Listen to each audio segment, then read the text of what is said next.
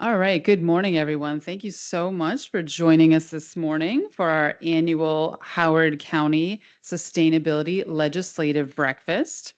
I'm Kim Pezza. I'm the chair of the Howard County Environmental Sustainability Board. I want to thank you all for being here. Thank you for coming this early in the morning and coming in person this year. I want to start by thanking Howard Community College for hosting us today, thanking the staff for setting up the room, thanking catering for our beautiful breakfast. So thanks so much to the community college today. All right. I'm going to do some introductions. I want to talk about the Howard County Environmental Sustainability Board. This board, I want to thank all of the members who have worked over the last year and folks that helped make today happen. This board supports the county on sustainability and environmental programs, providing both advice and review to the Office of Community Sustainability. We're a volunteer board representing various areas of expertise. This year, we've gotten a few new members, and here's our list. And I want to also thank a few members that rolled off as of last year. Again, I want to thank our partners. It takes a team to make an event like this happen. So I want to thank the staff at the Howard County Office of Community Sustainability, the Howard County Conservancy, and again, the college.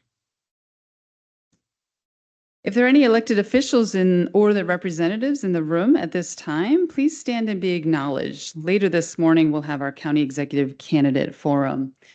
Our elected officials, please, we'd like to give you a round of applause. Thank you for being here.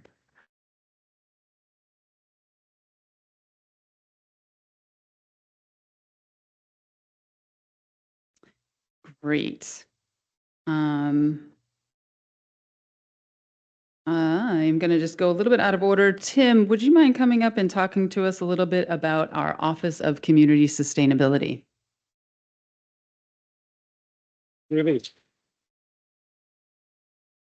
Thank you, Kim, and really thank you all for being here this morning bright and early. It's really beautiful out, and we can enjoy this nice mild weather, bearing in mind that someday, some way, we will be paying a price for this nice weather. So I'm Tim Latimer. I'm the administrator for the Howard County Office of Community Sustainability. It's really an honor to be here with you all. And just want to also give a shout out to a couple of other folks I see in the room. Brian Schepter, our Deputy Chief of Staff for County Executive Calvin Ball. And I haven't seen Lizzie, I might have missed her, but Lizzie Gelber, I think, who's going to be here, the Assistant Chief Administrative Officer for the County Executive. And then in the back, the Office of Community Sustainability folks. I see Alyssa, Leah, Abby, Lindsay. We have a fabulous team. But I'm really grateful for the leadership of County Executive Ball. Since he came in December of 2018, he made sustainability and climate action a top priority for his administration. Early on, he signed the We Are Still In Declaration, asserting Howard County's commitment to achieving goals consistent with the Paris Agreement. Also early on, we were one of the first counties in the nation to be designated as a Bee City by Bee City USA. Yay! And in 2020, we executed the largest solar power purchase agreement in Maryland, which is now about 97% complete. It's already generating the equivalent of over half of the electricity consumed by county government buildings in Howard County. And we estimate it's going to save us some $30 million over the 25-year life of that agreement. Also in 2022, we worked really hard on improving what we're doing, and the U.S. Green Building Council recognized Howard County, the first county in the nation to be recognized with the LEED Platinum designation for cities and counties. In 2023, we launched the Howard County Climate Forward Climate Action and Resiliency Plan, and we set very ambitious goals to reduce our greenhouse gas emissions by 60% by 2030 and to zero them out by 2045. And I'll talk in a moment about some of the progress we're making, but I'm also really pleased to note that just 2 weeks ago, 2 or 3 weeks ago, we announced that Howard County has been designated by the Soul Smart organization with its Soul Smart Platinum designation, the highest rating they have for how communities are doing to promote solar development. We're the 8th county in the nation, I think the 2nd in the state of Maryland, to receive platinum designation. So we're not just setting the gold standard, we're now going platinum.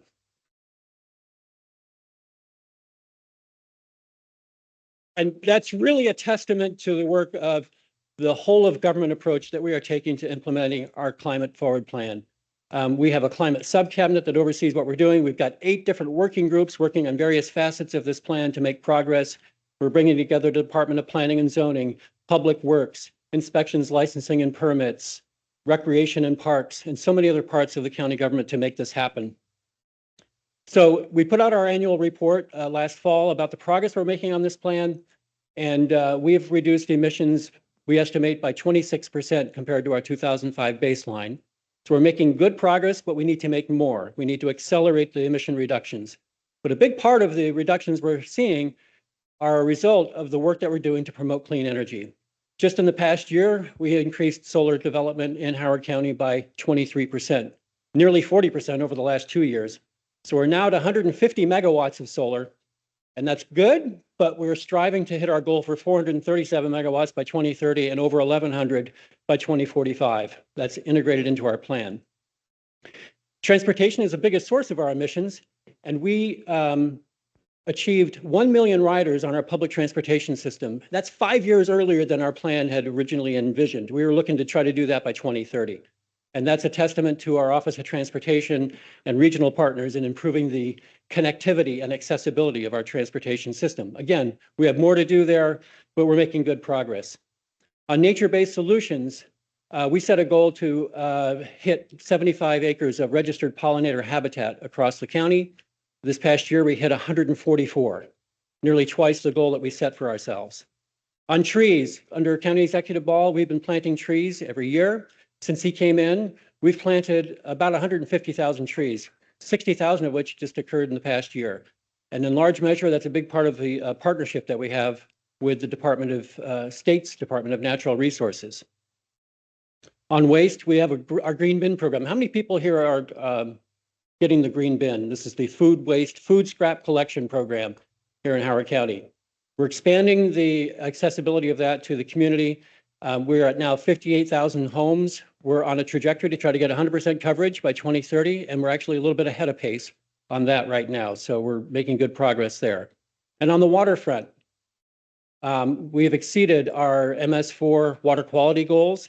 And in, I think it was late fall, Lindsay can remind me, I think it was November, when we were given an innovation award by the Water Environment Federation for innovative financing for innovative technology on water quality with a project that we're doing with a set of private companies in the Troy Hill area. So again, Lindsay and team and our colleagues in the Bureau of Environmental Services, really congratulations and thank you for your collaboration on that. And then finally, on the resiliency side, probably one of the things that's not always noticed, but we're making really good progress on making our community more resilient. And I would point to the work of the Ellicott City Safe and Sound program under Brian Schefter's leadership. And we're now, as the tunnel boring machine, it's being assembled pretty much as we speak, right? So we are going to be boring a mile-long, 18-foot diameter tunnel under Old Ellicott City to convey floodwater directly to the Patapsco River to protect Ellicott City. And those of you who were here remember the devastating floods that we've had here. I mean, we are a community that has experienced the impacts of climate change in a very dramatic and impactful way. So that Safe and Sound program is well on its way to making our community much more resilient. Finally, I would just say we also, over the past year, executed memorandums of understanding with partners. The Columbia Association, I think I just saw Danielle Tyre walk in the room. Danielle and Jason there from the Columbia Association. We also have an agreement now with Howard Community College and the Howard County Public School System for collaboration on climate and sustainability. And we're working together to try to develop a new solar power purchase agreement jointly with the school system and the community college, because we know that the more we can keep pushing on solar, the better off we are all going to be, not just environmentally, but economically, and improving our prospects for energy independence. So we have taken a whole of government approach over the last couple of years. And with these partnerships and with your collaboration and all the great work that so many of you are doing, we're really grateful for your collaboration in helping us drive a whole of community approach in making climate action happen. So our hope for the coming years is that this work that we're doing will continue going forward for the next 20 years and beyond, because this is basically a 20-year plan, and we know that we still have a lot more to do, and we're just grateful to all of you for being here and for your leadership. And this is the way that we can withstand the rise of authoritarianism, by also making sure that we are building community and working together to advance clean energy so that we can get off of fossil fuels and staunch the flow of all that dark money coming from the fossil fuel industry into authoritarian and petrocrats. So with that, I'm happy to give it back over to Kim. Thanks. Thank you so much, Tim. Thank you to the Office of Community Sustainability and this Dr. Calvin Ball's administration for all of this amazing work. Now I'd like to bring up Meg Boyd, the Executive Director of the Howard County Conservancy. I also want to thank their staff. They helped with registration, and they she's going to come talk about the Green Apple Award Program.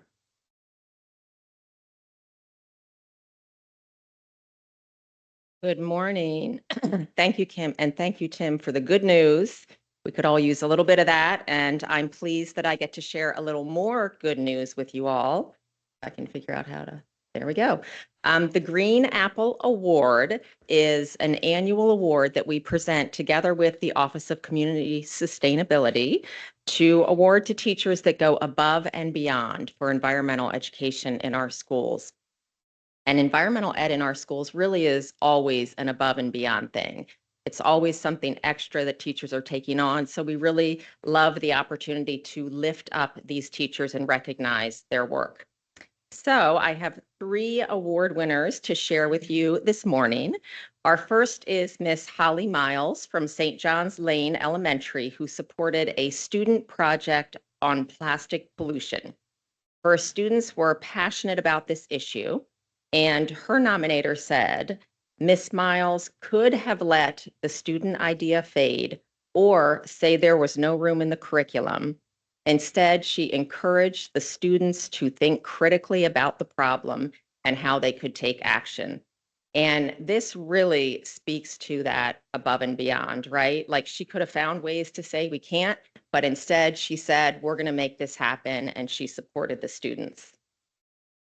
And I did want to share this sign that students at St. John's Lane Elementary made as well, for a couple reasons. That eye-popping number of plastic bags that are used every year in Howard County alone. But yeah, and I had to double check that number because I couldn't believe my eyes. And actually OCS let me know that it's about 1 million more than that. So more like 16.5 million. But I love the student sentiment on this sign. We can do better. And I guess we really need some 5th graders sometimes to put it simply for us and remind us that we can do better than 16.5 million plastic bags. So thank you to the students at St. John's Lane.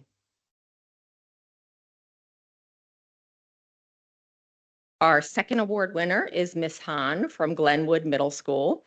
I love that Miss Hahn is a media specialist. So she really shows that teachers from any discipline can be environmental leaders in their school. She implemented a fish and horseshoe in the classroom program. And her nominator said, Miss Hahn's programs are a model for how experiential learning can bring environmental issues to life. And we all know that hands-on experiential piece is so critical in environmental education. So thank you to Miss Hahn.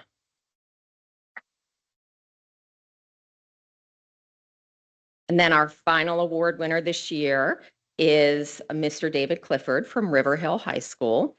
And he was nominated by his students. And Amanda is one of his students who submitted a quote that I just love. And every time I read it, I love it even more.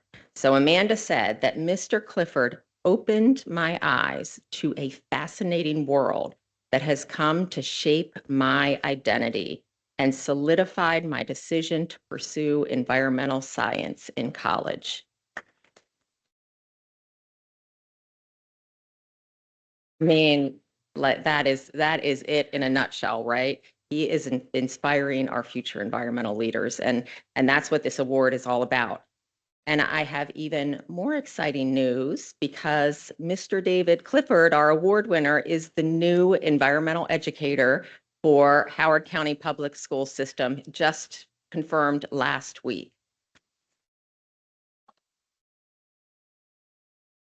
Oh, many of you know Ann Strozik. He's the new Ann Strozik. So he's got big shoes to fill, but with quotes like that coming from his students, we know it's going to be a really terrific environmental educator for our county. And then I also just wanted to share briefly some news about our Youth Climate Institute. And this is a program that started right here in Howard County with one little chapter 5 years ago. We had some support from county grants to help us build the program. And we really started this and built it because we knew we were losing kids when they got to high school. They were very engaged in middle school and in elementary school, and we lost them at high school. And we went to these kids and we said, why are you not interested in environmental leadership anymore? And the answer was really clear. They get to high school and they want those recognitions for their resumes, for college, and for career. So we built this as a certification program that would give them those recognitions. And it really resonated. We now are in 10 states, 50 chapters, and 700 students that are becoming certified ambassadors or certified ambassadors with honors. So very exciting. And some of you may have heard that Billie Eilish recently donated to Youth Climate Institute. So super exciting. I will say I didn't know her music all that well at the time, but the 700 high school kids totally knew it and they are so excited about it. So that was great news for us as well. So thank you all for attending today. Those of you that donated when you registered, all of those funds go to our Green Apple Award winners so that they can do action projects in their schools and for classroom supplies. So thank you all. Amazing. Thank you so much, Meg. Incredible work at the Conservancy. Now I'd like to bring up the Chief of Staff for the Howard Community College, Stephanie Wall, to say a few words. And again, we just really want to thank the Community College for having us today.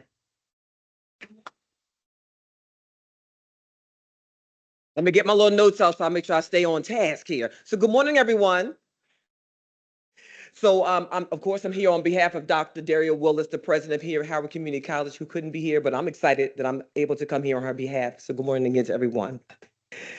Sustainability is one of our institutional core values. It shapes how we teach, how we build, and how we steward this beautiful campus that we share with our neighbors. That commitment runs deep. We are a certified National Wildlife Federation wildlife habitat. We hold the Baywise Landscape Certification, recognizing our care for the waterways and ecosystems that surround us here. Our Green Committee, composed of students, faculty, staff, leads our environmental planning, coordinates our implementations, and tracks our progress towards goals that we set nearly 2 decades ago. Climate neutrality by 2050. You see it across the campus every day, the blue bins that collect the bottles, the cans, and the clean paper, the green composting bins in the Galleria and the cafe, where plant-based plates and utensils break down into water and organic matter rather than filling a landfill. Many of our clubs and our service learning projects connect classrooms instruction to real-world environmental action, and for this, we are especially thankful. With this experience and care for the harmony between natural and built environments, last fall, President Willis signed a memorandum of understanding with Howard County Executive Dr. Calvin Ball and the Howard County Public School System to strengthen collaboration on climate and sustainability. As President Willis said at that signing, we are following Dr. Ball and the county's lead in our commitment to environmental protection, opening our borders to corporate and civic partners who use this campus as a platform for their green programs and initiatives. That is exactly what this morning represents: partnership, shared commitment, and collective action. And as a fitting capstone, I'm pleased to share that today we will formally announce that the Collard Foundation Complex, our 160,000 square foot mathematics and athletics facility, has earned the LEED Gold certification.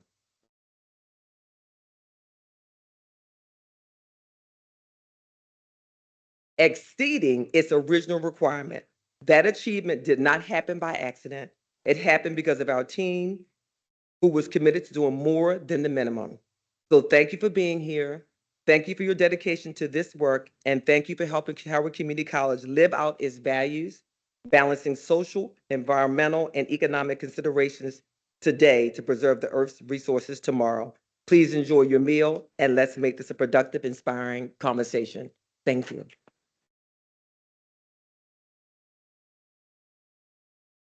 Thank you so much. Wow, what amazing accomplishments we have all across the county. Just impressive. Well, I'm beyond thrilled now to announce our keynote speaker. Picking one was on my long list of things to do for this event. And Tim had this idea to reach out to Jigar Shah. And I said, I mean, we can ask him, but we should have a backup plan. I was so thrilled when Jigar immediately wrote back, yes, that he'd be honored to speak today. About 2 years ago, I was at a Clean Energy States Alliance conference where Jigar brought together some of the key Maryland climate folks to discuss the DOE Loan Programs Office, where he, as director, administered loans to clean energy technologies, significantly advancing the Biden administration's effort to bring clean energy into the United States. We had a great meeting, and he was the first speaker of the day. It just happened to be the same day that Time Magazine announced its 100 most influential people of 2024, and Jigar was featured under the leaders category. Yeah. Today, he's co-founder of Multiplier, an advising firm that serves sustainability-focused clients, and he's a senior fellow at the World Resources Institute. You can catch him on lots of podcasts as a guest, and he co-hosted the Energy Gang podcast and currently co-hosts Open Circuit by Latitude Media. I've probably missed about 47 other amazing things that he's done, but in the interest of time, I will end with a quote from the Time Magazine article.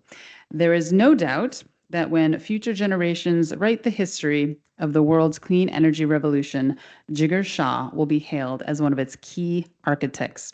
Please join me in welcoming Jigar Shah.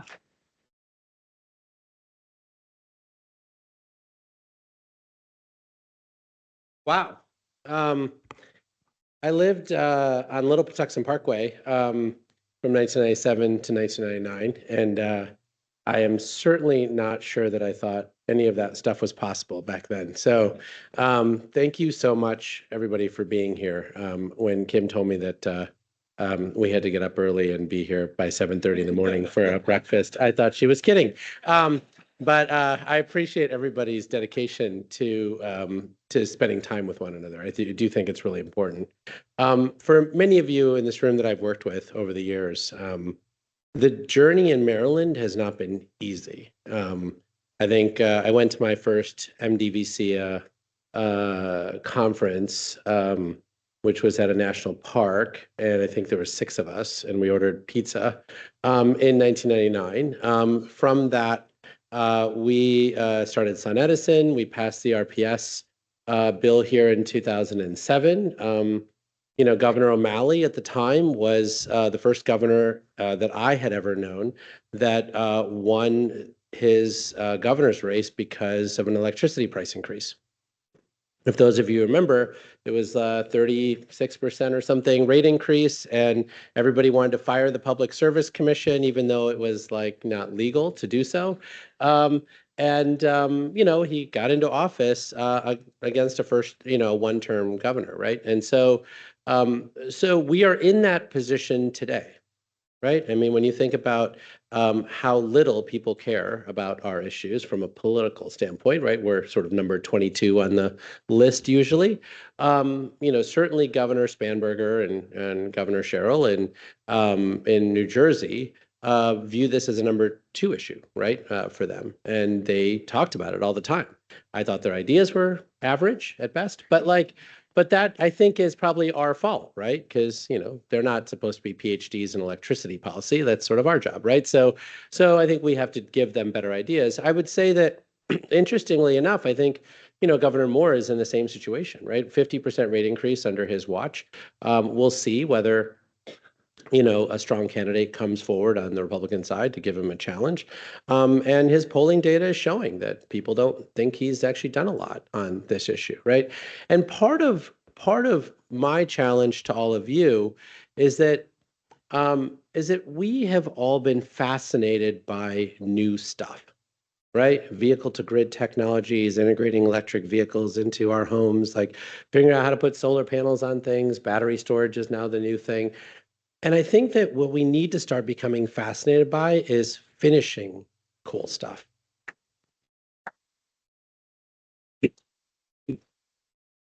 For those of you who follow the RPS standard, I think you know that we were probably supposed to be at 24% or so renewable energy by this year. I think we're at 12.5% renewable energy, so we're short, right? I think for those of you who know, what some of the math looks like in Maryland, if we take just the 3,200 warehouses in Maryland that have a roof that is large enough to host a 1 megawatt system, right? That alone would be 3,200 megawatts of solar. Less than 50 of those warehouses today have solar on their roof, right? If you take the rest of the houses in Howard County and Montgomery County and Prince George's County and the other counties in the area, you could put an 8 kilowatt system on most of those houses, and it would be about 18,000 megawatts of solar, right? And we don't do that. And the reason we don't do that is for lots of reasons. I'll give you an example. My father-in-law lives in Gaithersburg. He got a quote from a local solar installer for $4 a watt. I told him that's highway robbery. He's like, well, that's what it costs around here. The next day, Montgomery County had one of those switch together programs that Solar United Neighbors had sponsored. And that guy came back and offered it to him at, $3.05 a watt. Right. And, I asked him, why did you offer a different price the previous week? And he's like, well, I didn't know you guys were part of the Switch Together program. Right. Ridiculous. Completely and utterly ridiculous. And it's no doubt in my mind that that's why a lot of people here don't switch to solar. They're like, I don't want to get screwed over. Right. And that's our collective responsibility. Right. And so, whether we all need to just have permanent switch together programs where it's the county that puts a lot of these things together, negotiates a good price, make sure that people get paid a fair wage and install these systems properly, or whether we decide to do some other thing, I think it's high time that we focus on implementation, right? I'll give you another example. During the era stimulus bill under Obama, but also the, bipartisan infrastructure law and Inflation Reduction Act under Biden, we 10x'd the weatherization program, right? Weatherization programs helps a lot of folks, particularly at 200% of the poverty line or below, to get grants to help weatherize their homes. There were a lot of people who signed up for that program, particularly during era stimulus, but then again, in the most recent thing, we only helped about 3% of the people who were on that list. Right? So 97% of the people who are on that list did not get a grant, right? And just to put that in perspective for you, the people who are on that list only represent 5% of all the people who qualify for a weatherization grant. The other 95% never put themselves on the list, right? And so when you think about how much opportunity we have just to do basic energy efficiency, basic solar, electric vehicles, all these other things, what I would encourage us to think about is it is so easy for all of us to think about how we do the next cool thing, right? Pass the next cool bill. With our supermajorities in Maryland, we pass bills like it's going out of style, right? But then when you think about, revisiting those bills 5 years later and say, how much have we accomplished? So very little.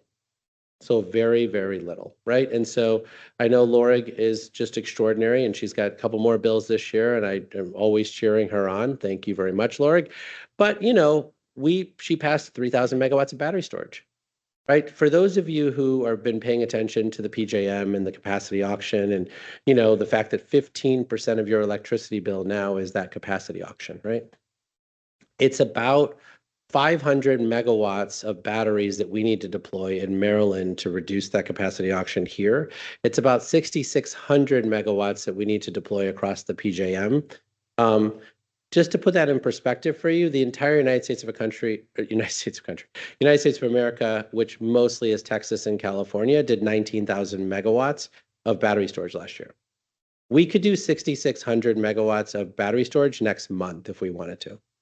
Right? That's how easy it is to deploy batteries. So you don't have to do a roof study. You don't have to do any of that stuff. You just take a 40-foot shipping container and then you stick it in one of those parking spots behind the Walmart store, and it's there. It's done, right? And they're saving 25% of their demand charges, right?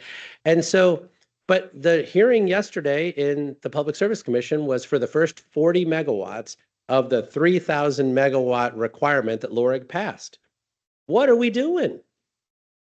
Right? So what I would encourage all of you to do is, yes, please pass new laws. I mean, permit power, we need to get permitting streamlined. In Texas, there are no local permits required. All local jurisdictions are now banned from providing permits for solar, right? And the only thing you need is a sign off from a professional engineer, right? Because solar has become an appliance. You don't need a permit for a new refrigerator.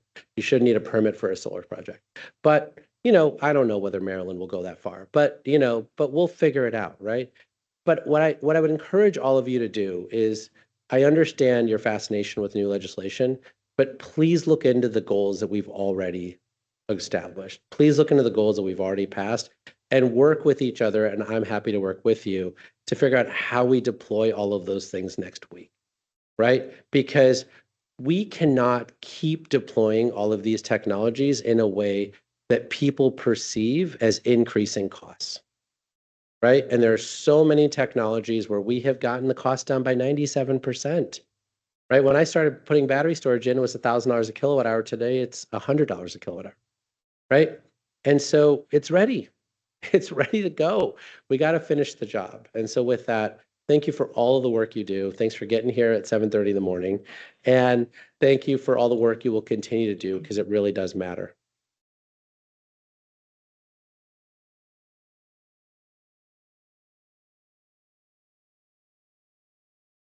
Thank you so much, Jigar. Really appreciate you being here at 7:30 in the morning. That was just a great, lot of great advice for us. And so with that, we're going to move on to the presentation portion of the event this morning, where we're going to have speakers from our local environmental organizations talk to us about a wide variety of topics for this year. So we're going to start off with Matt Stegman from the Chesapeake Bay Foundation. Matt is a staff attorney there, and he's going to talk to us about the state budget preview. Thanks, Matt. Hey, good morning, everybody. So I'm Matt Stegman. I'm the Maryland staff attorney at the Chesapeake Bay Foundation. You probably are familiar with the Bay Foundation, but if you're not, we're the bumper sticker folks, not the license plate folks, not the interstate group of legislators and governors. We're the Save the Bay bumper sticker folks. You may also be asking, hey, why is a lawyer here to talk to us about the budget? That is because my background before becoming a advocate with CBF was working as staff for the Appropriations Committee down in Annapolis. So I've gotten to see firsthand all the different things that legislators think about when they're trying to balance a budget. And boy, are they ever trying to balance a budget. Wanted to start with just a little bit of basics, because the budget is very, very different. It is a very different process from how policy bills are passed. First off, if you want to know what's going to be in the governor's budget next week, I can tell you very, very little. The governor will introduce it sometime in the first week and a half of session. The big decisions have been made. I mean, I'm at this point, the budget bill is, at the printer, it's ready to go, but it is, all the details are very, very closely held until the governor and his senior staff are ready to release them. So you'll hear a lot of leaky things from different agencies and different people within the government. One thing you don't hear a lot of leaks about is what's going to be in the budget until they're ready to tell you. When we talk about the budget, we're actually talking about three separate pieces of legislation. You have your operating budget, which is your year-to-year spending, your capital budget, which is buildings, equipment, stuff that has a longer useful life. And then it's not required, but you see them almost every year now, and you definitely will in these kind of more challenging times like we're in now, the Budget Reconciliation and Financing Act, or BRFA.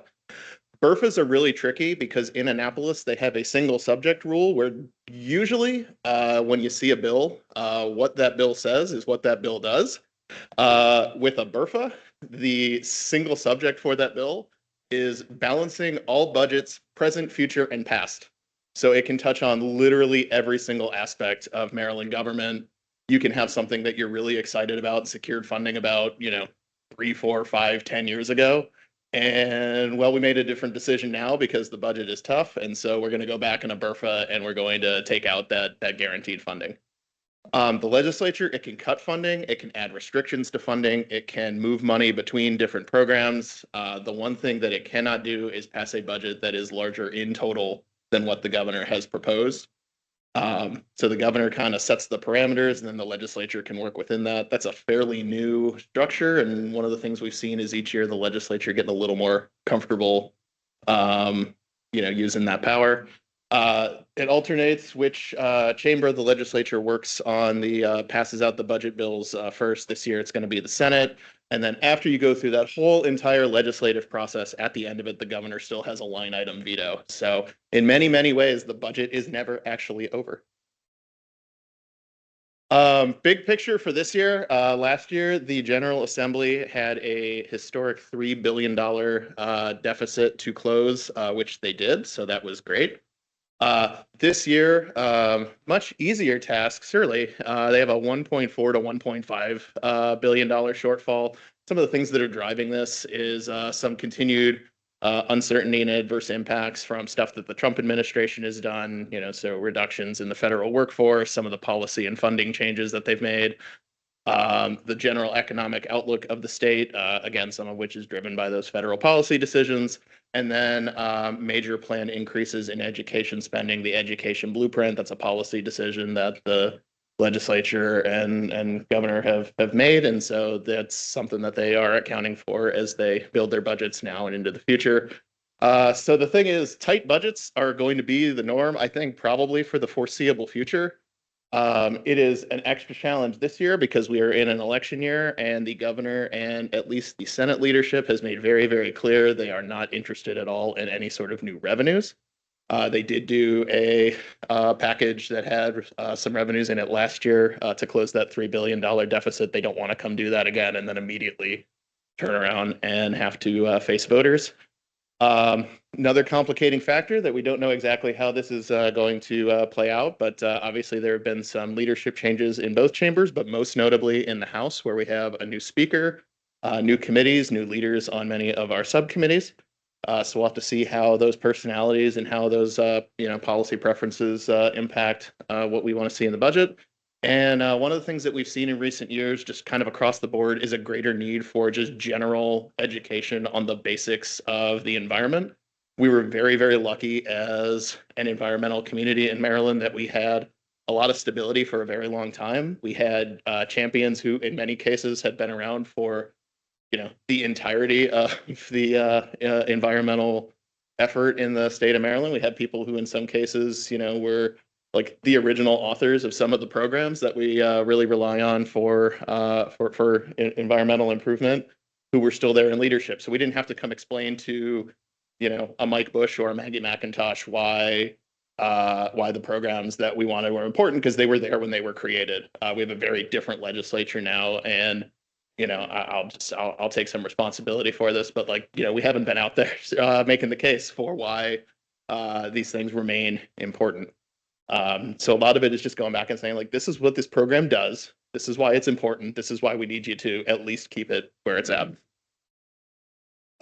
What are we fighting as a community for this year? The Maryland CCE Coalition has been working since the spring, getting ready to, in a more concerted way, work on the budget. We've made some requests, and I put requests because demand sounds like angry and violent, and we want to be positive and fun. But our requests is level funding for some of our regulatory agencies. So there's kind of 4 agencies that really drive environmental policy and restoration: Department of the Environment, Department of Natural Resources, Department of Agriculture, and the Maryland Energy Administration.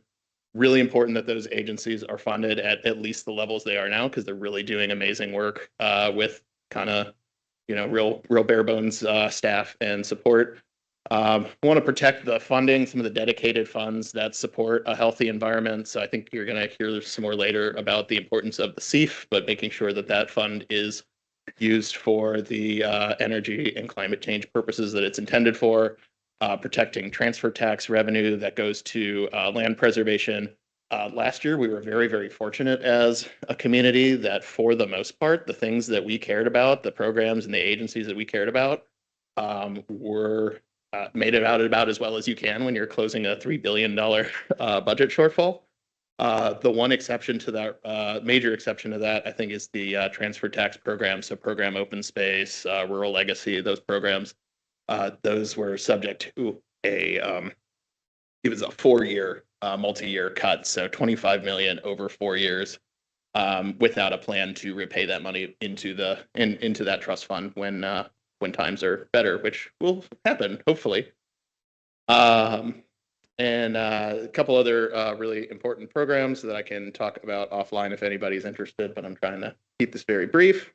So core message, what are we saying when we're talking to folks about the budget?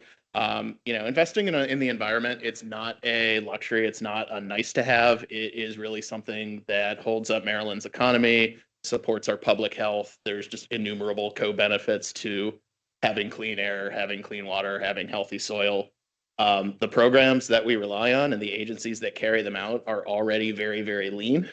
So just with the reduction in the state workforce over the Hogan years and the reality of the budget situation we've been in the legislature, they are really, even though we get frustrated with them, sometimes the agencies really are doing tremendous work with what they have available to them. We're trying to tell some compelling stories so that the legislature isn't always hearing from the folks at this table, but hearing from some of the people who actually, work on these programs. We have a lot of really great programs in Maryland that bring in, private and foundational money into restoration efforts. So a little bit of state money goes a really long way. And the other thing that we're doing that is sort of new is sort of all working together, trying to present a united front, not saying that, I'm not coming in to just say, hey, the things that are CBF are what's most important, or the things that are important to the folks who are focused on clean energy, that those are the most important. We're saying all of this is important and we're all working together. So we sent a letter to the governor back in November, had 34 different organizations signed on to it. We're going to turn those efforts towards the legislature as we get into the session. And if you want to get involved, please drop me an email or see me after or whatever. We have a big fun group and we'd love to have you be a part of it. So thank you again. Keep in touch if you can, and happy to stick around after and talk to anybody who wants to know more. Thank you so much, Matt. All right, and next up we have Brittany Baker, the Maryland Director for the Chesapeake Climate Action Network, who's going to talk to us about energy affordability problems and solutions. Hello, everyone. Glad to see the elected officials who joined us today. Also, a lot of familiar faces who I'm glad to see, but I should have not been surprised. And then also nice to meet everyone who I haven't met before. So today I actually didn't know what the keynote speaker was discussing, but a lot of the things that I'll discuss will give you a little bit more color to understand what he shared with us, because we are in a unique moment where Marylanders are holding high BG&E and PEPCO bills in front of them. Unless we can connect our narrative to what they're facing materially every month, then we won't make continued progress on our climate and clean energy initiatives. So, to give a basic overview for those of you who might not understand the energy landscape in Maryland very thoroughly, one important point that you always have to start off with is utilities are regulated monopolies. And who are they regulated by? By the General Assembly, by the PSC, and kind of by PJM, but not fully. And one thing to know and remember is one, all utilities have a captive customer base. And two, in Maryland, we have two types of utilities. The blue utilities are either municipally owned or cooperatives. And so that means even though they do have an incentive to drive profits, they don't lead with that incentive. But all of the red utilities are investor owned, specifically with the bright red boxes being the Exelon owned utilities. And what we have seen is that since Exelon acquired these utilities, they are starting to behave differently. And specifically, they're making a lot of decisions with return on investment for investors top of mind. And so a little bit more information about our utility landscape. Your bill has two sides, the distribution side of your bill and the supply side of your bill. And specifically on the distribution side, most of the charges on your bill are how much you use that month times the rate. And especially distribution rates by the Exelon-owned utilities have been going up ever since Exelon acquired them. So in this chart right here, which is from the Office of People's Counsel, and by the way, we have one of the best OPCs in the nation, you'll see that, like, for example, BG&E, the distribution rate for BG&E has been going up almost 5% a year, or Delmarva Power and Pepco, almost 6%. And that is a stark contrast to what you see at the top. Potomac Edison, between 2010 and 2025, their distribution rate went up less than a cent. And this is not driving better reliability for rate holders in the state. It's literally just to turn a profit for investors.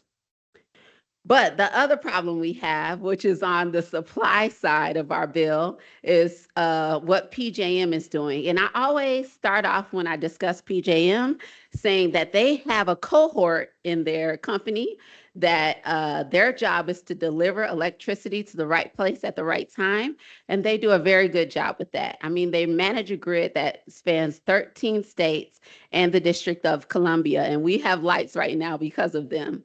But their stakeholder process is not ratepayer friendly. It is not delivering what we need, especially in a time of data center forecasts going up every single year. And so PJM specifically has been mismanaging the clean energy transition, the energy transition period over the last few years, and that's driving up prices on the supply side of utility bills. I won't get into this just because we don't have a whole lot of time, but if Kim shares out the slides, please do dig in. So with my last moment, I'll discuss a little bit of disinformation that utility companies and PJM have been putting forth, and then land with the solutions, the real solutions. One, that we have a supply and demand problem. We do not. Maryland has been a net importer for over 40 years. In fact, PJM stands for Pennsylvania, New Jersey, and Maryland, because the whole point of being part of a regional transmission grid is that you can buy energy from other states for cheaper than you can produce it in your state, especially when it comes to the spot market or how we're buying energy at any given moment. Two, that no one wants to build in Maryland. No, no, no. The PJM queue has been backed up for years, and projects that wanted to build in Maryland are now coming out of the queue with high bills for connecting to our grid. So their mismanagement is the reason that new projects haven't been built in Maryland over the last few years. And last but not least, that we have rolling blackouts in our near future. They love to show this graph, which is the forecast for how much energy we'll need in peak moments grid-wide. And that is startling. They need to manage that better. But when you look at Maryland, actually, even with the data centers included in our forecast, we have enough energy. I mean, our peak load is scheduled to be less than what we saw in 2015. So Maryland is not about to face rolling blackouts in the next couple of years. So last but not least, solutions. And I agree wholeheartedly with the keynote speaker. We need to ensure that solar projects have what they need and are getting built in the state. We need to ensure that the battery storage provisions that we've put in some bills, those battery storage projects really get built. And then we need to have visionary leadership to ensure that utility rates are reformed, PJM reform, and that we're moving forward in the clean energy transition with our eyes wide open. Thank you all.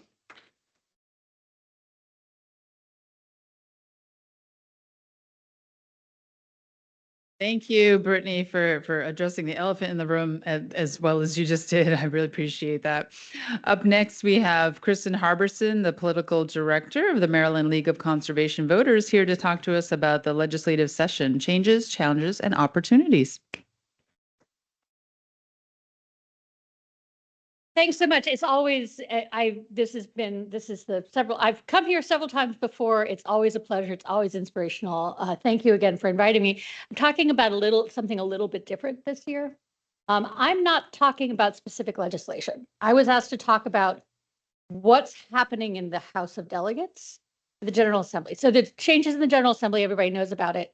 But sort of piecing out a little bit about what that means. And I see several of my friends in the General Assembly, at least one of whom is leaving us and creating more changes. Anyway, so for those of you who don't know Maryland League of Conservation Voters, we are a statewide nonpartisan organization. We use political action and education to work towards our goal of clean air, healthy water, and climate resilient communities for everyone in Maryland. So just to pull back a little bit, this is, basically last year, the House of Delegates had 6 committees with an average of 23 or 24 members per committee. And we had, under the leadership of the remarkable Speaker Adrian Jones. This year, we will have 7 committees under the remarkable leadership of Speaker Jocelyn Peña-Melnick. And that means with 7 committees rather than 6, it means that the committees will be smaller. With the Appropriations Committee, looks like it will be keeping the same number of 24, which brings the average number for all the other committees down to 18 or 19 members, which means there's a lot underneath those numbers that I'll get into in a minute about both challenges and opportunities. So the committee that is of most interest to, I think, people in this room in terms of the legislation that we'll be working on is the Environment and Transportation Committee.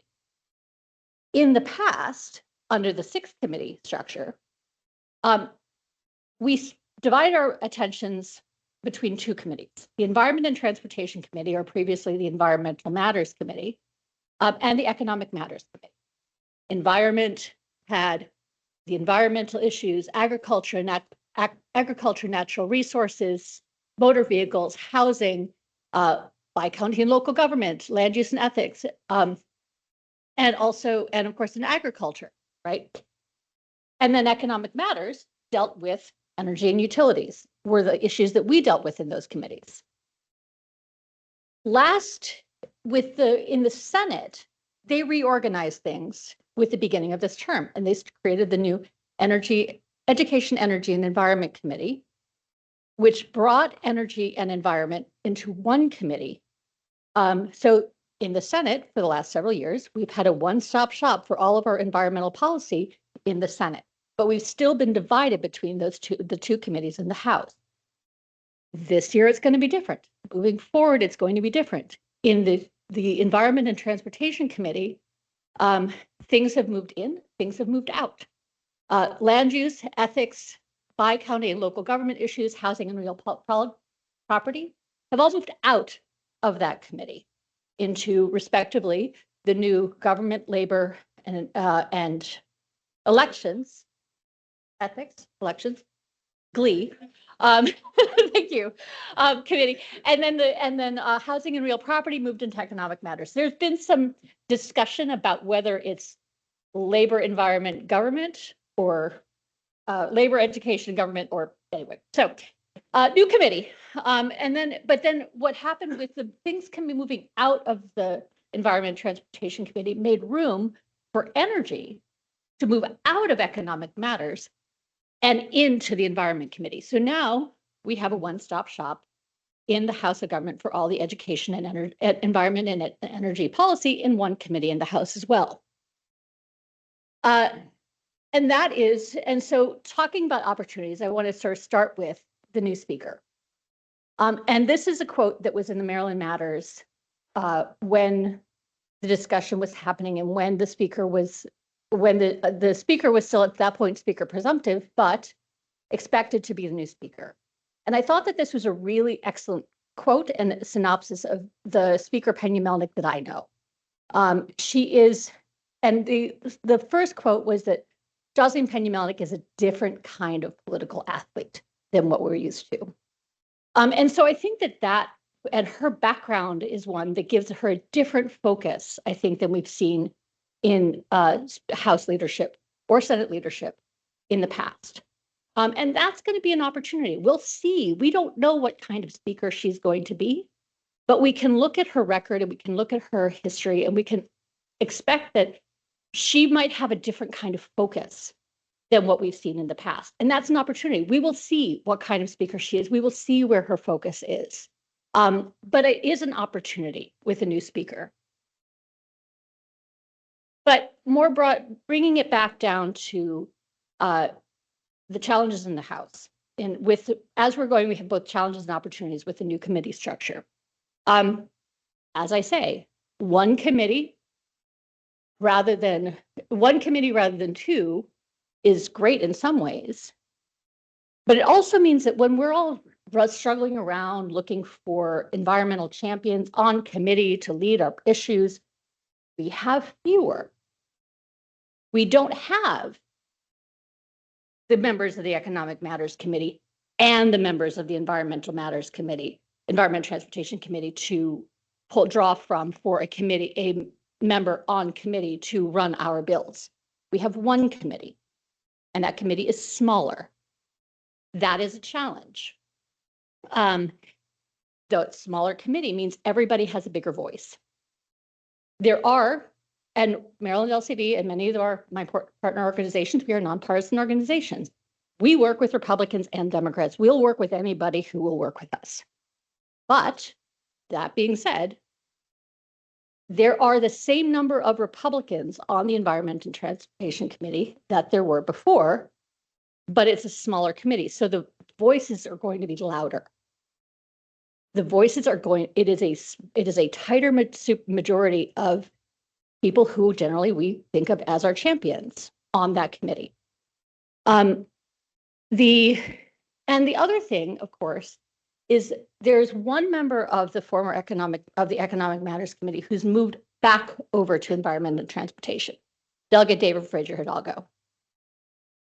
Everybody else on the Environment and Transportation Committee is going to be, they've worked on environmental policy before. They've worked on energy policy before. Some of them have led energy policy before, including and especially Delegate Dana Stein. But they're not used to energy policy. And anybody who works in this knows it's really complicated. What Brittany was talking about, that's crazy difficult. And they are not familiar with it. They have not been working on these issues in the same way that committees work on issues. They've voted on the floor and they've been part of the larger conversations, but they haven't really gotten into the bones of it. And so that will be a huge challenge for us to educate the members of this committee who are all very smart, very capable, but also need to know, and they're going to be needing to make big decisions in a big hurry. And again, with a smaller committee, several of our key allies on the committee have moved off on it into other committees, specifically the new GLE committee, right? So those are some of the challenges. But with each of those challenges, I've completely messed things up. There we go. There are also opportunities that I've alluded to. One committee means we will be working with one committee. It's consolidated efforts. That's really helpful. The smaller committees may mean more robust conversation. Big committees, lots of voices. We all know what happens when it's when there's more people in it around a table. Some of the quieter voices get lost. Some of those quieter voices who are really remarkable leaders in their own right may emerge as stronger voices, as louder voices, especially as we look at the changing matters of the committee structure with agriculture separated out from natural resources. That Delegate Natalie Ziegler from Howard County will be leading that subcommittee. That is, so those voices may be able to be lifted up. The other piece of it, so the education around energy policy in this new committee is going to be a challenge. But when you think about the people on that committee have been thinking about policies around forests, farmland, open space, water, air quality. That's the context, and they care deeply about that. That's the context in which they're also going to be considering energy policy, rather than in economic matters where the context of the committee is business regulations, banking, right?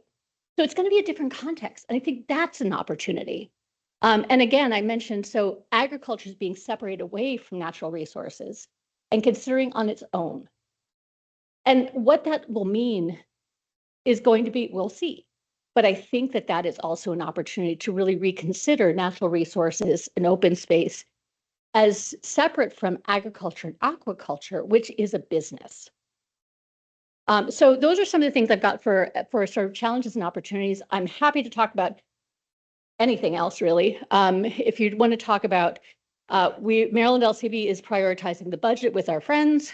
We are prioritizing the Transportation Climate Alignment Act, which you'll hear about in a minute. And we're also prioritizing a bill called the Cherish Act, which has been introduced before about environmental justice and cumulative impacts. Happy to talk with you about any of those things. I think I forgot to put my email on this screen, but if Kim is going to be sending out the slides, I will make sure to change it so you have my contact information. And I'm happy to answer any questions and be a resource to all of you. And thank you again.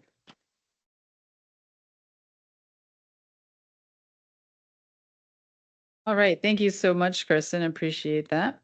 Oh, not yet. So our final presenter today is going to be Josh Tolkien, the director of the Maryland Sierra Club.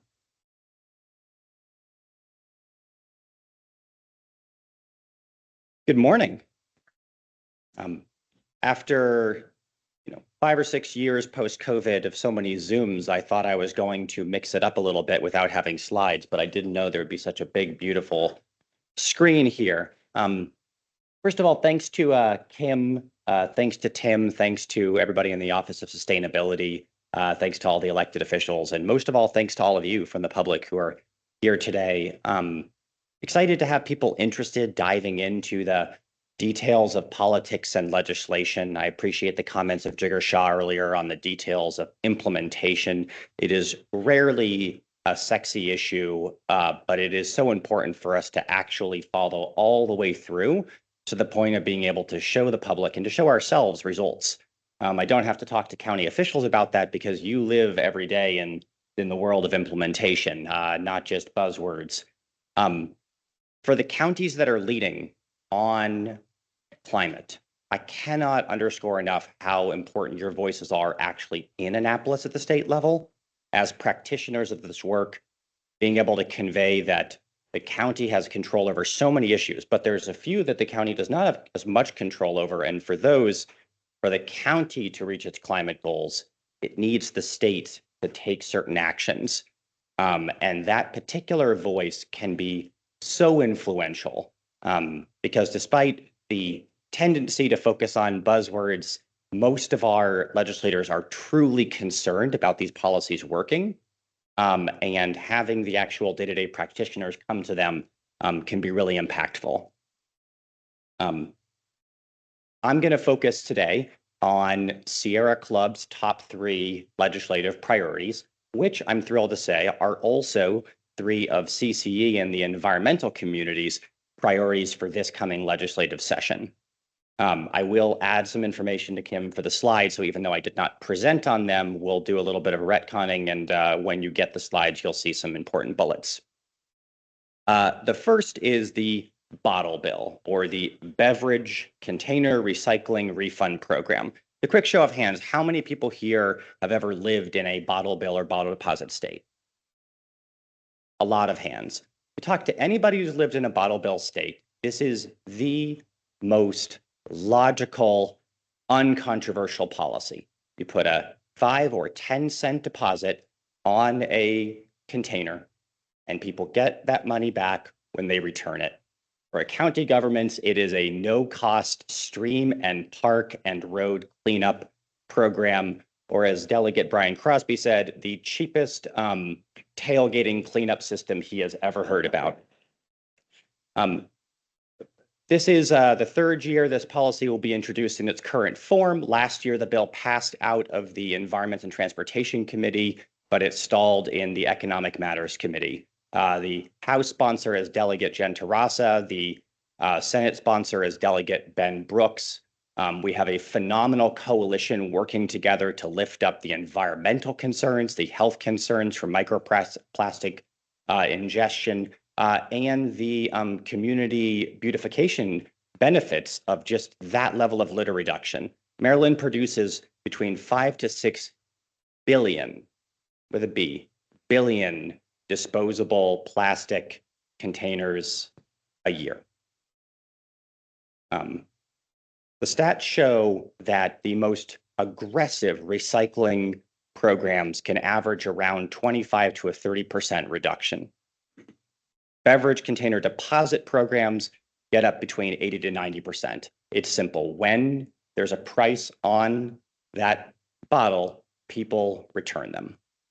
So please join us in supporting the bottle deposit program. We need support in all of our committees, but particularly we assume the Economic Matters Committee will be the Economic Matters Committee will be the secondary committee. And it is always challenging for secondary committees because they have all of their primary workload. And then additionally, they're being given a very big complex bill that they're supposed to deal with at the end of the legislative session.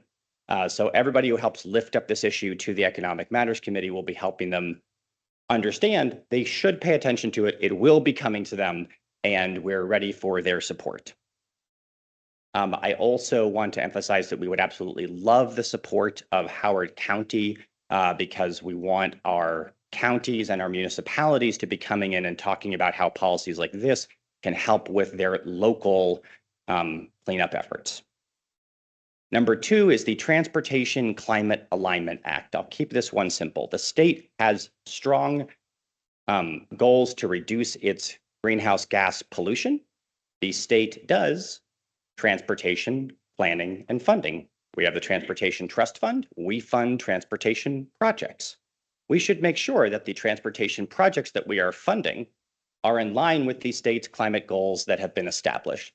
Transportation Climate Alignment Act basically states that for the climate budget allocated to the Department of Transportation, they will select projects that are in line with that budget. If there are expansion projects, those will be offset by a range of creative options, anywhere from housing and zoning and transportation, transit-oriented development to biking and walking.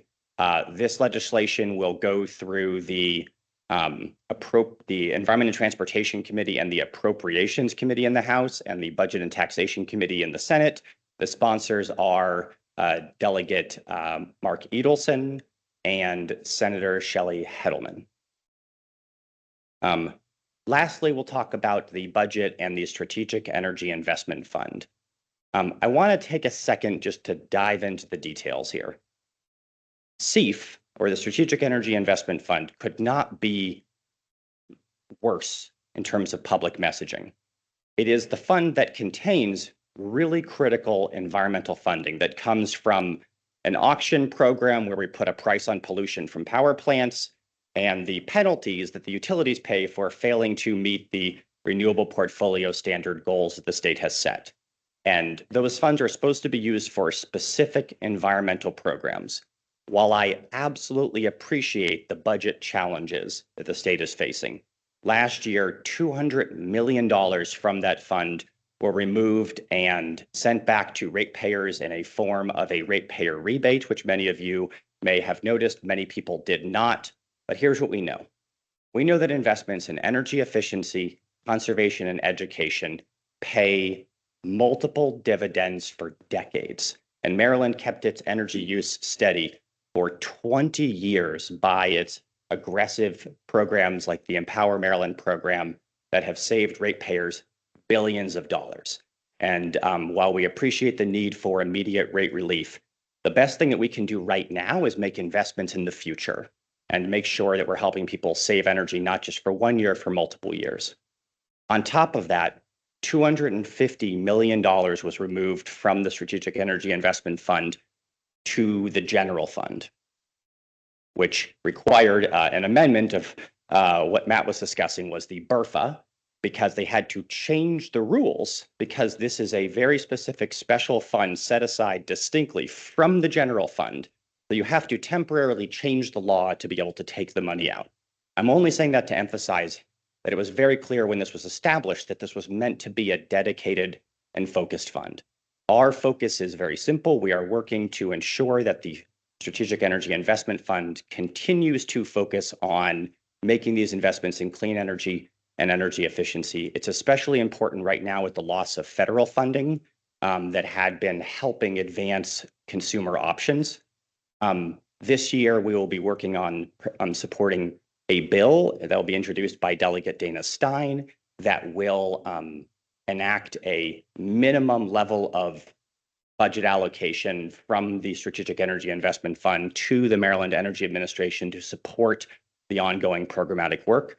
And we will be asking the budget committees, that's the Appropriations Committee in the House and the Budget and Taxation Committee in the Senate, to maintain the funding level for Maryland Energy Administration and to make a one-time $140 million allocation in urgent funding areas that include building electrification, electric school buses, induction cooktop pilot project for renters who have no option but an inefficient electric stove or a gas stove to incentivize them to be able to purchase an induction cooktop. All of these programs are focused on long-term savings for thousands or tens of thousands of Maryland households. The budget is funny. You can't have a bill that affects the current year's proposed budget. So if you want to protect the future budgets, you pass a bill. If you want to enact and affect the budget that they will be passing this year, you actually have to go directly to the budget committees, which is an even more complicated area of politics. But we will be working with many people to communicate this important priority to the budget committees. We do not want to downplay the challenging budget situation the state is at. We expect that they will need to find money to balance the budget in many different places.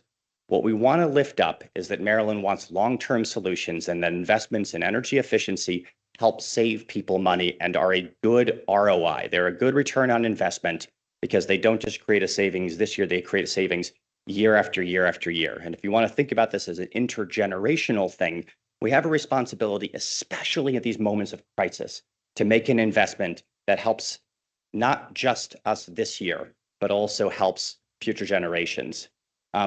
Really appreciate the opportunity to speak to you all today. I would recommend that everyone attend the Environmental Summit, which is on January 28th to learn, wait, which one?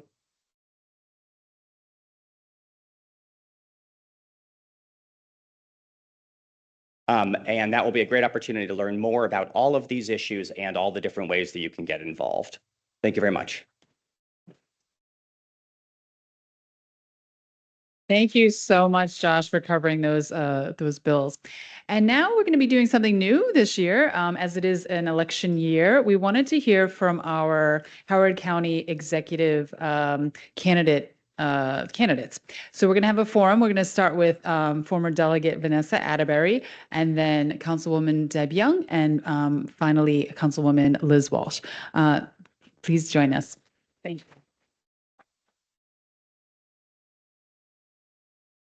So I do have officially till the 14th. So I'm still, yes.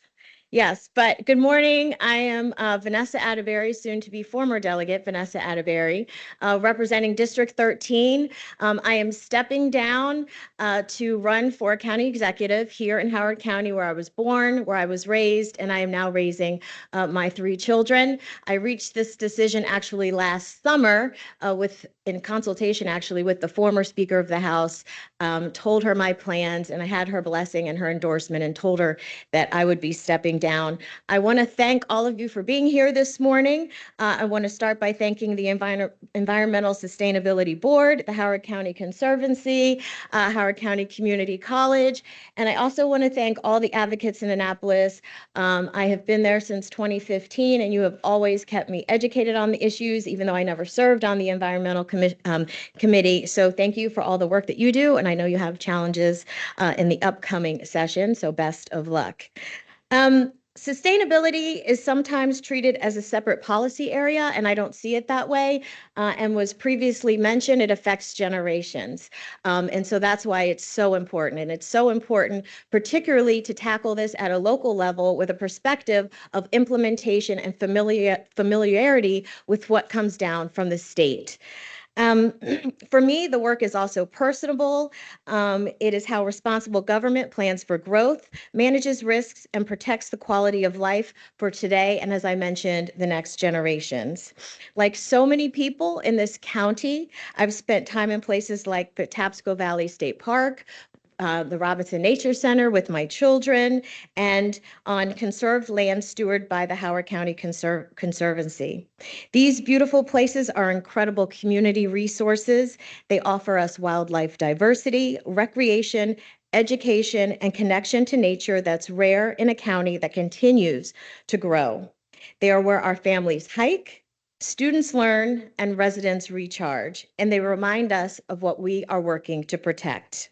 Howard County's forests, farmlands, and streams and open spaces are more than an environmental assets. They are public infrastructure, and once they're gone, they are gone for good. As county executive, I will be a strong partner in protecting land through conservation easements, safeguarding our watersheds, and making smart land use decisions that respect both growth and preservation.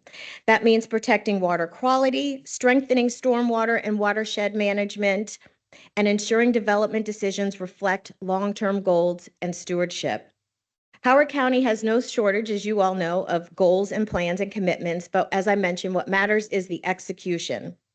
As we've seen from leaders, you heard from the keynote speaker, the real work of climate action takes more than setting ambitious goals. It's about building the financing, the partnerships, for instance, with all of you here in this room, and capacity to actually deliver results. People, as we heard about, experience climate policy in their utility bills, in their commutes, in their neighborhoods, and in their schools.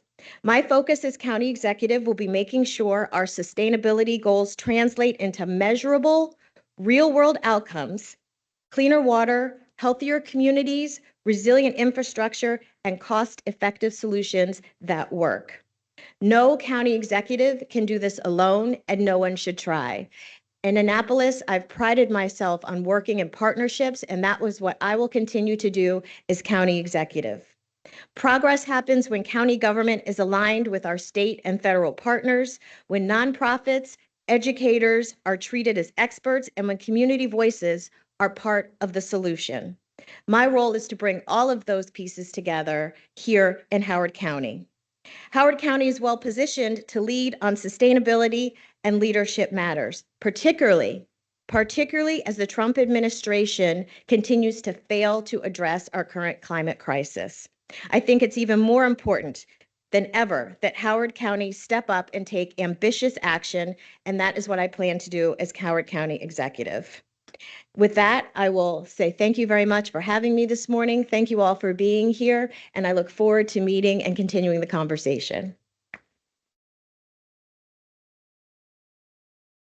Thank you so much, Delegate Atterbury. Do we have Councilwoman Deb Young available to join us? Great. Come on up.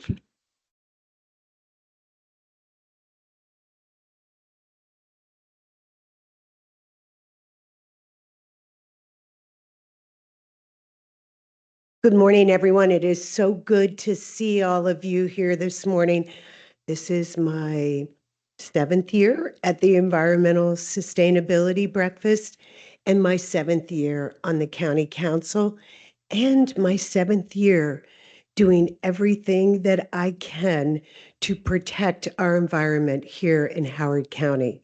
And the people I want to thank are many of them are sitting right here in this room because over and over and over again, you have testified to our Howard County Council asking for more environmental protections in Howard County. Unfortunately, over and over and over again, we have not been successful, but we have tried. We have tried really, really hard. And there are many of you in this room who have been our partners in every single bit of this. One of the biggest things that we're dealing with really is our land use incompatibility right now. That is one of our greatest environmental threats. We are running out of space because housing costs are very high. So there's a lot of pressure to build houses too close to industries that are incompatible with residents. And 3 of these areas come to my mind immediately. Many of you are familiar with what has happened in with the W.R. Grace case. This is W.R. Grace is surrounded by 2 neighborhoods in the River Hill area. One is a very high-end neighborhood. The other one is an apartment building with 52 low-income apartments. After W.R. Grace sold the land on the side with the very high-end houses, and the last home was settled on in that community, W.R. Grace applied for an air permit to build a plastics incineration plant. The community immediately went into action, and I immediately came to the community's assistance. That is an incompatible use next to a neighborhood. This battle has continued. I filed a zoning regulation amendment. It was defeated 3-2. The community filed a zoning complaint that went before a hearing examiner who wrote a 23-page opinion saying that the Department of Planning and Zoning must re-examine what they did. That case was appealed. It went to the Board of Appeals, and the Board of Appeals decided against the community. We're waiting for that decision to be finalized, and then the community will be appealing it to the circuit court. That was just one of the matters that we have looked at. Another incompatible use that has been dealt with in this community in the last year is the quarry that is again, next to a neighborhood and right next to Guilford Park High School. I see Ms. Rigby is nodding her head because that's in her district. And that is another very incompatible use with what is going on in our county. And a third one that I would like to bring up is our recent vote on the Gateway Master Plan. Most people don't know that Gateway, that 1/3 of the acreage in Gateway is brownfields. So when we talk about where are we going to do our next big development, and everybody gets really excited about Gateway, they also need to realize that Gateway has a huge amount of brownfields, and you are not supposed to be developing on brownfields or putting residents right next to brownfields. I introduced a number of amendments to make sure that that wouldn't happen, and those amendments were defeated 3-2. So we need environmental advocates here. We need people who will make sure that we are doing the right thing on the environment. Housing is needed in this county, but we need to make sure that when we are building housing, that we are not also saying we don't care about our environmental protections. Just recently, an apartment building was constructed in Howard County that received 5 waivers. 5. A waiver to build on a steep slope, a waiver to fill in wetlands, a waiver to cut down forest conservation, a waiver not to replant the forest conservation, and a waiver to cut down specimen trees. 3 of those waivers had to go through our Maryland Department of Environment, and they granted all 3. All 5 of them had to go through our Department of Planning and Zoning, and all 5 were granted by the Department of Planning and Zoning. This is not recognizing and supporting our environmental needs here in Howard County. In terms of climate change, which I consider one of the most important things that we can do for our future generation, we have made strides. Thank you, Tim Latimer. We have really, I do believe that our Office of Environment and Sustainability has been working really hard to do some things that we can accomplish in a short amount of time. And 2 of those things are solar panels everywhere. Well, everywhere we can put them so far.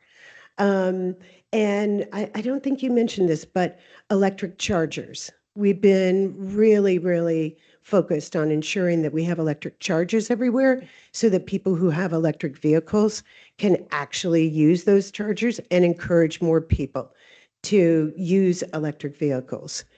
But we haven't gone far enough. And I love what Mr. Shah had to say about implementation. We can go even further when it comes to solar panels, and I know Tim would love to do that. I appreciate that. Even further when it comes to electric vehicle chargers. And one more thing that I do want to mention is our electrification bill. That was a huge win by our county council. I think 4 of us voted for that. I'm pretty sure there was one who didn't. But one of the great things about that electrification bill is we passed the first electrification bill, maybe in the United States of America, that has not been challenged in court. We were very careful about the amendments that we put into our building code to ensure that there was really nothing that would be so disastrous to the development industry that they would move ahead with a court challenge. So I'm really proud of our county council for getting that done and getting it done in a way that will really, really help our county going forward when it comes to new buildings. One last thing I'd like to say on a personal basis. I've lived here for 38 years with my husband, and we were actually married 39 years ago. And the reason why I bring him up is because one of the things that attracted me to him at the time was that he had been one of the authors of the Critical Areas Bill back in the 80s to protect the Chesapeake Bay. I thought, what a cool guy. Man, look at him protecting the Chesapeake Bay. I've got to be interested in this guy. And that has always been something important to me, saving our environment, to the point that I even married a guy who was saving the environment. So again, on a personal note, I know that we need to make sure that our world is the kind of world that we want our children to inherit. And the only way that we can make our world, that world, is to ensure that we protect our environment, that we give our kids an earth where they can still breathe. We need to do everything possible to make sure that that's their future. Thank you. Thank you so much, Councilwoman Young. And last but certainly not least, Councilwoman Liz Walsh.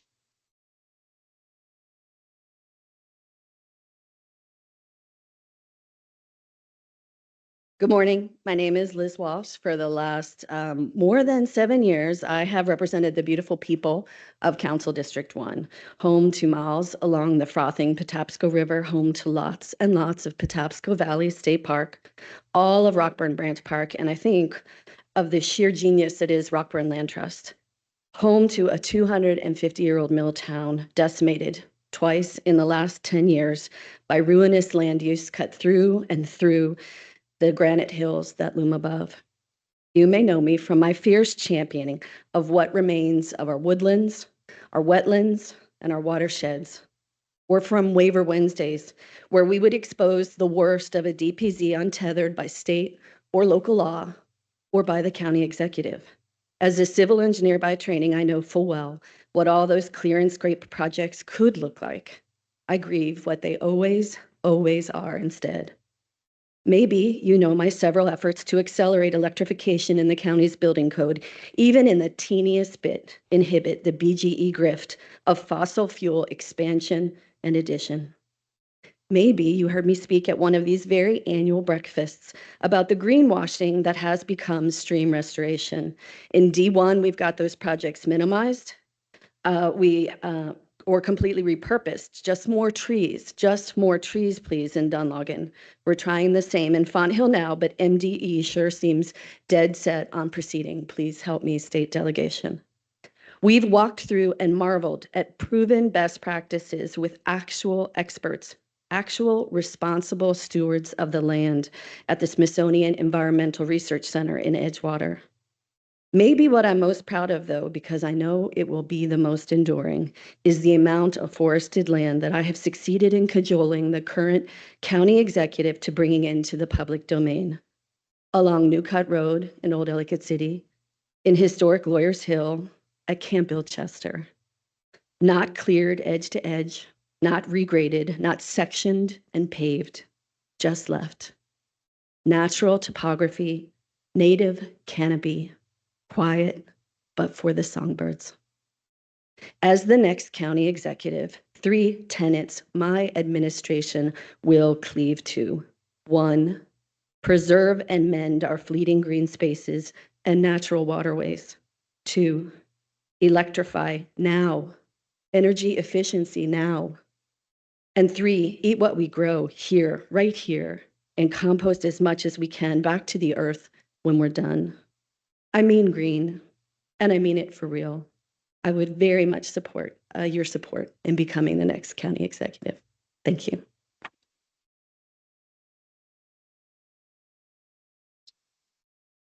Well, thank you everyone for being here this morning. I don't know about you, but I feel, really hopeful, and I think it was an amazing. I just want to thank everyone for being here. Everyone that spoke, our keynote, Jigar Shah. Thank you all for everything you do behind the scenes, the boots on the ground, and everybody have a great day and a great session. Thanks so much.